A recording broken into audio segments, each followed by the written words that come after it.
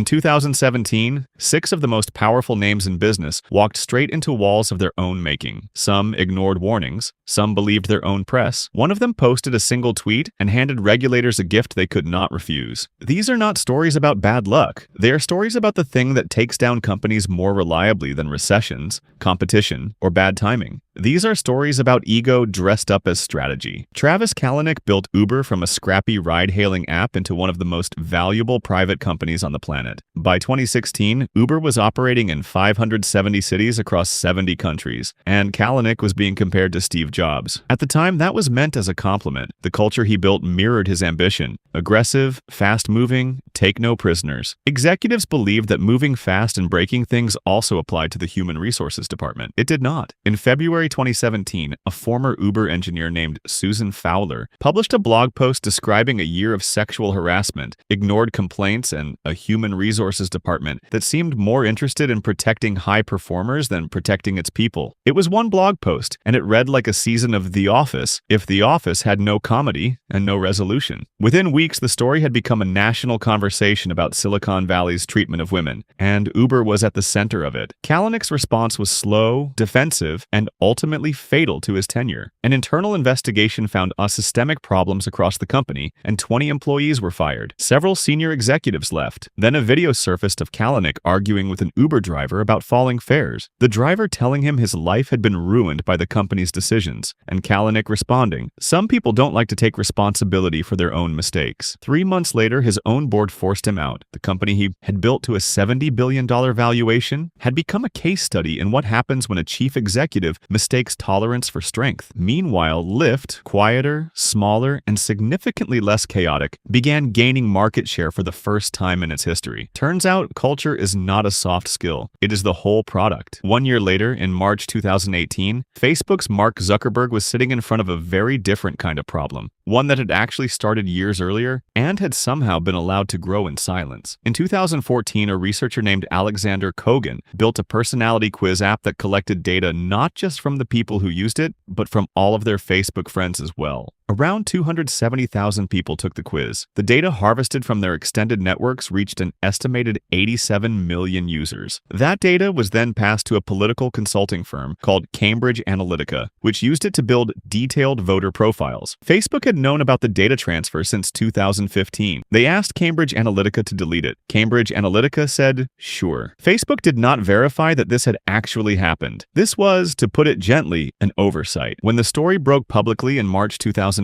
it triggered a global conversation about data privacy and what exactly people had agreed to when they clicked through a terms of service document nobody actually read. Zuckerberg testified before Congress in April 2018, delivering answers so carefully worded they barely touched the questions. Meanwhile, Apple's Tim Cook had already stated publicly that Apple would never be in this situation because Apple did not build its business on selling user data. That comment landed like a brick through a window. Facebook's stock dropped roughly 10% in the days following the initial report, and the Federal Trade Commission eventually fined the company $5 billion, the largest privacy fine in the commission's history. The fine was large enough to make headlines and small enough that Facebook absorbed it within a single quarter. If Facebook had treated user data with the same care it applied to advertising revenue, it might have avoided handing regulators the most expensive permission slip in tech history. Around the same time Facebook was explaining itself to Congress, Marissa Mayer was wrapping up one of the most scrutinized runs as a chief executive in recent memory. She had arrived at Yahoo in 2012 with genuine excitement around her appointment. A Google veteran, sharp, credentialed, walking into a company that had been drifting for years. Her strategy was acquisitions. Between 2012 and 2016, Yahoo purchased more than 50 companies.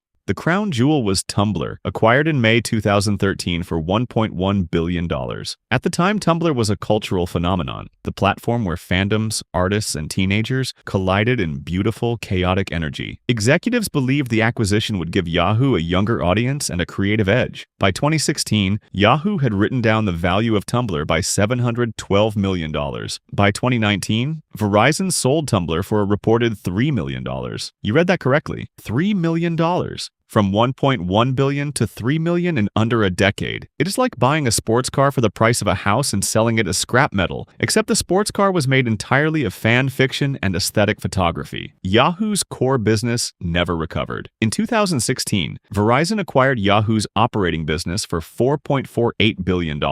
A fraction of the $125 billion valuation the company had briefly touched in 2000. If Mayer had focused on rebuilding Yahoo's core search and media business, rather than chasing acquisitions that never cohered into a strategy, the story might have ended very differently. Instead, each purchase became another headline about a company trying to buy relevance it could not build. In August 2018, Elon Musk posted a tweet that would cost him dearly, and it contained exactly 2 words that mattered: funding secured. The full message announced he was considering taking Tesla private at $420 per share, and that funding for the deal had been locked in. Tesla's stock jumped immediately. Investors scrambled. Financial journalists went to work trying to identify who exactly had secured this funding. The answer, it turned out, was not quite anyone. Musk had met with representatives from Saudi Arabia's sovereign wealth fund, and those conversations had felt encouraging, but no formal commitment existed. No term sheet, no signed agreement. His legal team had reportedly warned him before he posted it. The conversation, by most accounts, went something like, "This is going to be a problem." And Musk said something to the effect of, "It will be fine." It was not fine. The Securities and Exchange Commission sued him for securities fraud within weeks. The settlement cost Tesla and Musk $20 million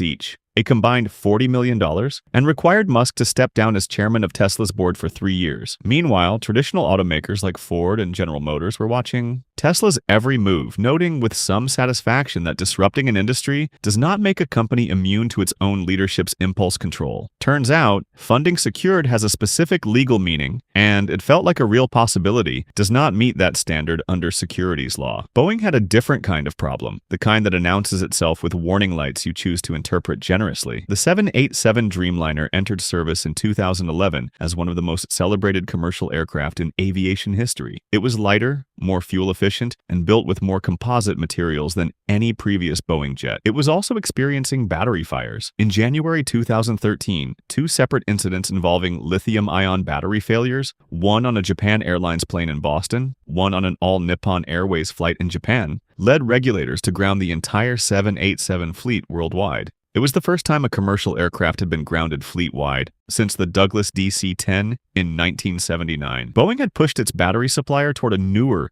denser lithium-ion technology despite concerns raised internally about thermal management. The urgency to meet delivery schedules had consistently won out over the patience required to solve the engineering problem completely. The grounding lasted 3 months. The financial cost to Boeing exceeded $600 million in fixes, retrofits, and compensation to airlines. The reputational cost was harder to put a number on, but analysts and airline executives noticed the pattern: pressure over precision. Airbus, watching from Toulouse, made different choices on its competing aircraft. Behind the scenes at Boeing, the lesson should have written itself. If the company had treated the battery warnings as a reason to delay certification, rather than a problem to engineer around at pace, 3 months of grounding and $600 million in losses might have been avoided entirely. And then there was MoviePass. Mitch Lowe became the chief executive of MoviePass in 2016. And almost immediately decided the business model needed to be dramatically more aggressive. In August 2017, MoviePass dropped its monthly subscription price to $9.95, which entitled subscribers to see 1 movie per day in theaters. 1 movie per day for $10 a month. To understand why this was a structural catastrophe, consider that the average movie ticket in the United States at the time cost around $9. MoviePass was paying full ticket price to theaters on behalf of its subscribers and charging those same subscribers less than the cost of a single ticket for unlimited access all month long. Subscribers signed up by the millions. Within a year, MoviePass had accumulated more than 3 million subscribers. It was also burning through roughly $21.7 million per month. Executives believed that the viewing data collected from subscribers, what they watched, when, where, could eventually be monetized in ways that would offset the losses. This was the same kind of logic for a compelling pitch deck and a terrifying balance sheet. The company ran out of cash multiple times, introduced blackout restrictions that infuriated its users, and quietly stopped working working for stretches of days at a time. By 2020, MoviePass had filed for bankruptcy. Meanwhile, AMC Theaters had watched every public mistake, built its own subscription program with pricing that actually reflected costs, and created something that lasted. If MoviePass had launched at even $25 a month, it might have survived long enough to become the business it kept promising investors it would be. Instead, it spent borrowed money teaching its competitors exactly what not to do. 6 companies. 6 decisions that looked bold at the time and catastrophic in hindsight. The pattern is almost boring in its consistency. Someone at the top believed the usual rules did not fully apply. To them, whether those rules were employment law, data privacy, securities regulation, engineering standards, or basic arithmetic, all from the same assumption that confidence is the same thing as a plan. It never is, but it sure keeps making for a good story.